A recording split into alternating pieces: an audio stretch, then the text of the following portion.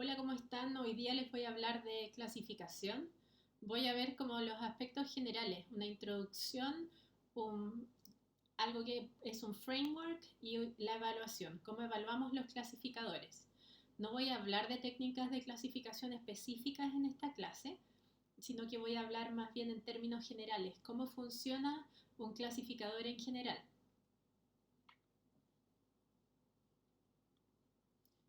Eh, ¿Qué es la clasificación? La clasificación es una técnica que utilizamos en minería de datos que viene del área de Machine Learning. Machine Learning habíamos hablado que es aprendizaje de máquina. Es un método que le llamamos aprendizaje supervisado. En el fondo, ¿por qué decimos que es aprendizaje supervisado? Porque nosotros le tenemos que mostrar a la máquina ejemplos de cómo tiene que clasificar ciertos objetos. Entonces, si yo quiero, por ejemplo, clasificar imágenes de telescopios y saber si hay una supernova o no hay una supernova, primero le tengo que mostrar a la máquina, en este caso a un algoritmo, le tengo que mostrar ejemplos donde aparezcan casos etiquetados. ¿Y quién los etiqueta? Muchas veces un experto. Entonces tendríamos un astrónomo con un PhD que va a mirar la imagen y va a decir, esto tiene una supernova, esto no tiene una supernova. Entonces con eso generamos dos categorías. Las categorías son como una columna adicional del dato. Tenemos los datos, donde está en este caso la imagen, todos los atributos que tiene la imagen, y se agrega una columna que dice, eh, ¿tiene supernova? Y otra que dice, no tiene supernova, o un 1 y un 0. Entonces, nosotros supervisamos el aprendizaje mostrando ejemplos para los cuales sabemos que tenemos un caso donde es positivo la clase, hay supernova, un caso donde no hay supernova. Entonces uno trata de cumplir con ciertos criterios para poder entrenar la máquina en ese sentido. Entonces, ¿qué es la clasificación? Una técnica que aprende automáticamente cómo clasificar objetos en dos o más clases determinadas. Este aprendizaje se basa en datos previamente clasificados. Entonces ustedes dirán, ¿solo puedo clasificar en dos categorías? No, yo voy a ver ejemplos con dos categorías porque estos ejemplos con dos categorías después se pueden generalizar, o sea, se puede como llevar a casos en los que tengo más que dos categorías. Entonces, a partir de un clasificador binario, donde yo puedo clasificar dos categorías, yo podría construir clasificadores multiclases. ¿Cómo se podría hacer eso? Yo puedo tener, si tengo 5 clases, puedo hacer un clasificador binario que clasifique la clase 1 versus no clase 1. Luego otro que sea clase 2 versus no clase 2, clase 3 versus no clase 3, clase 4 versus no clase 4, clase 5 versus no clase 5, y luego yo los uso, esos clasificadores, uno a continuación del otro, y con eso puedo generar un clasificador multiclase. Entonces, en estos ejemplos, en este curso que es introductorio, principalmente nos centramos en clasificadores binarios, porque es importante que entiendan este ejemplo para luego poder trabajar con clasificadores multiclase y lo van a poder usar igual para clasificar múltiples clases.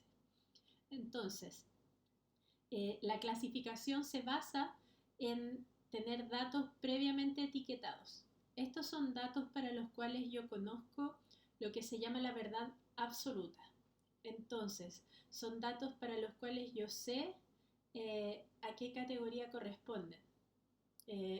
Pensemos en un ejemplo. Noticias falsas. Yo podría tener un artículo de un diario online y ese es el dato.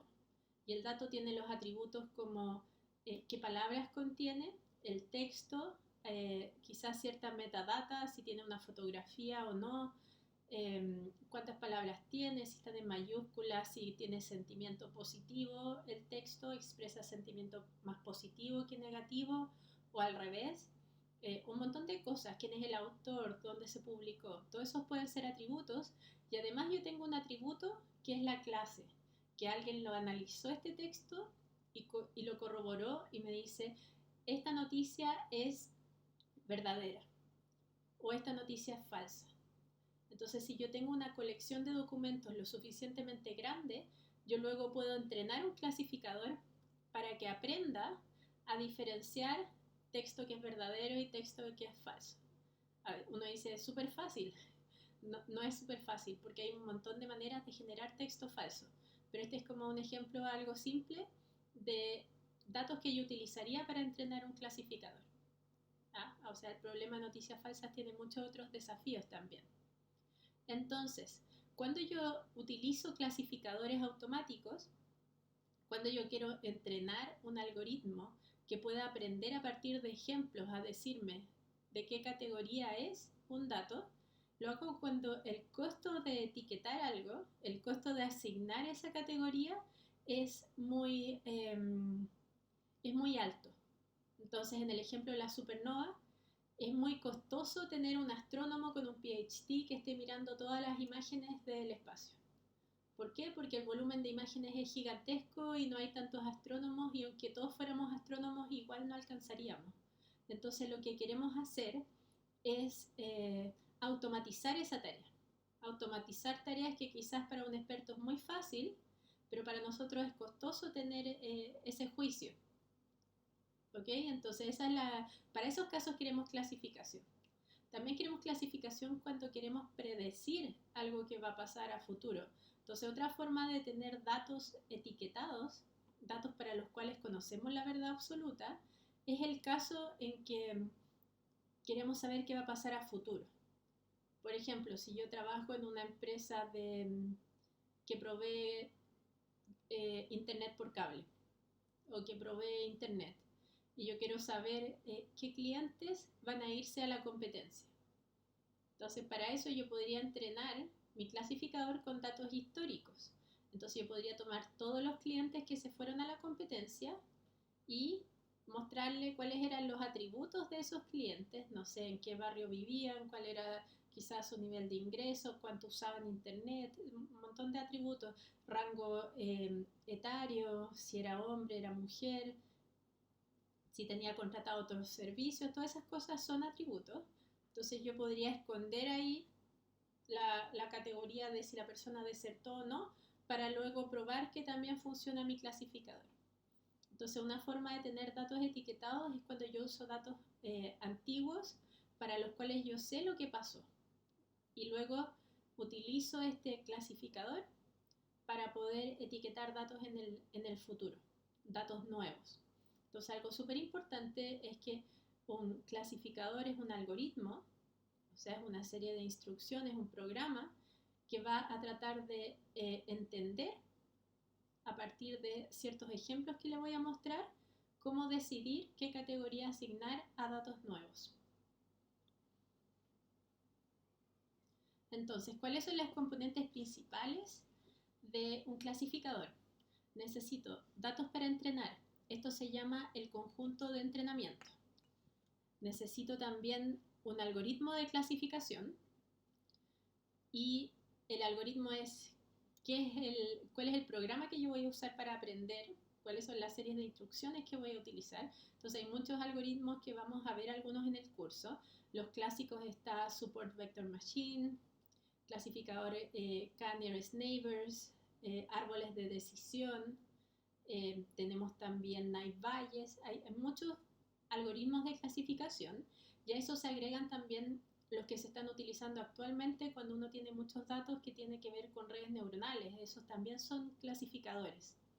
También necesito algo que le llamamos el conjunto de validación, que va a ser en el fondo como nuestros datos nuevos, entre comillas, que va a ser datos que le vamos a mostrar al clasificador, para el cual le vamos a mostrar todos los atributos menos la categoría a la que pertenece ese dato, y el clasificador va a tener que tratar de adivinar o predecir cuál es la mejor etiqueta para asignarle. Y en base a cuántos aciertos y cuántos fallos tiene el clasificador, nosotros vamos a decir qué tan bueno o qué tan bien aprendió. ¿Ya? Entonces todos estos elementos yo los voy a conjugar para generar algo que se llama un modelo de clasificación.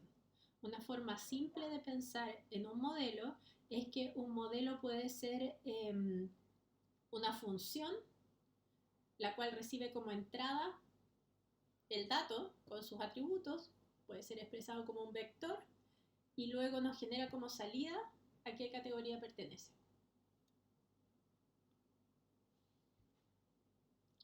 El proceso de clasificación. Acá tenemos un esquema de un proceso de clasificación en donde tenemos ciertos datos de entrenamiento. En este caso vamos a tener una columna que es un identificador nomás, no nos sirve de nada, pero vamos a tener el atributo 1,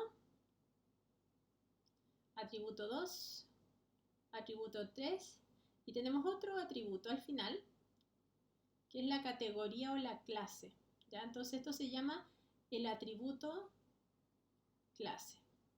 En este caso es un dato para el cual tenemos un identificador y en ese dato vamos a tener distintos valores para sus atributos, ¿ya? Es un ejemplo de juguete y dado estos atributos en el dato, su clase es no.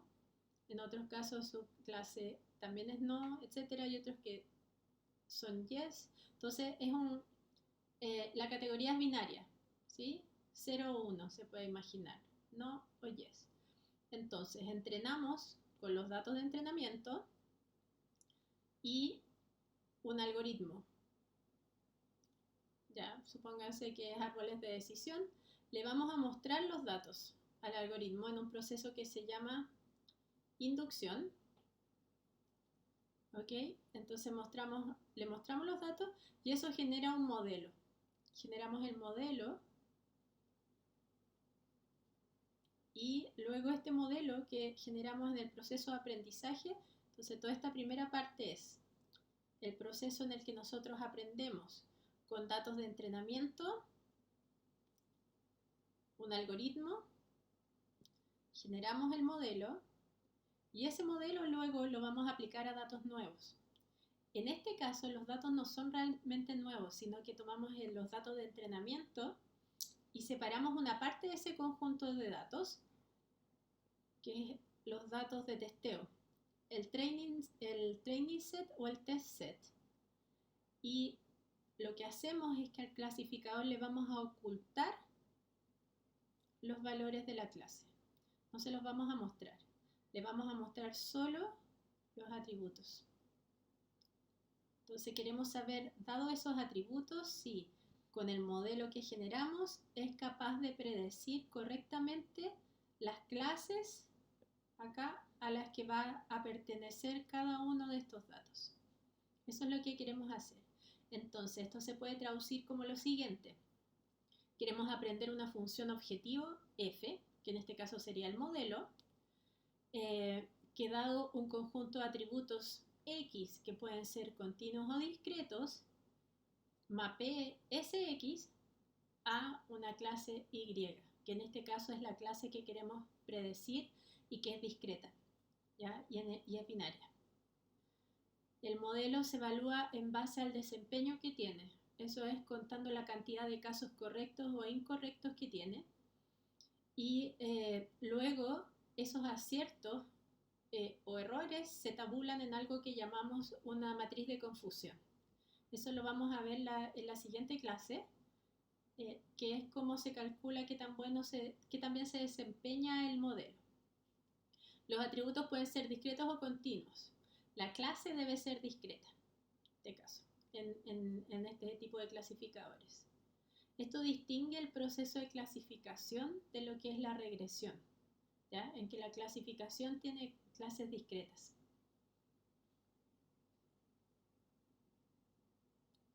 Entonces, ejemplos de tareas de clasificación. Uno es predecir si células de tumores son malignas o benignas a partir de imágenes generadas con microscopio electrónico.